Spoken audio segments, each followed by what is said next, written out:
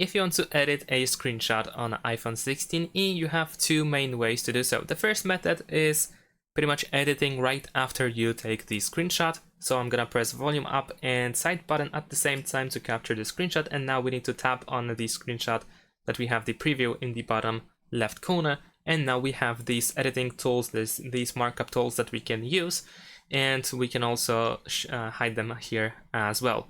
We can crop and scale the screenshot as well, so if you want to, you can grab by these corners or by these sides here in order to, for example, cut out some of the information out of the screenshot that you don't want to really capture. And that is essentially it. Once you are done with this editing, we can press done in the top left corner, and then we can save to photos like this.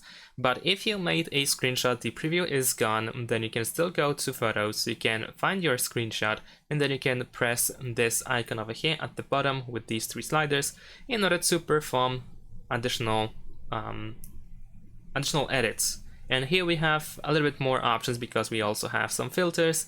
We can still crop, but not only that, we can even rotate the screenshot, we can mirror it, and so on and so forth. So as you can see, a bunch of different options to choose from. You can scroll through these in order to create a perfect screenshot as you wish it to look like. Sorry about that. Besides that, if you want markup tools, then you can still use them over here in the top right corner by pressing that pen icon in a circle, and then you can press done once you are done with them. So in order to save it, press done in the top right corner, and that's all. Thanks for watching, leave a like and subscribe to my channel, and see you in my next videos. Bye!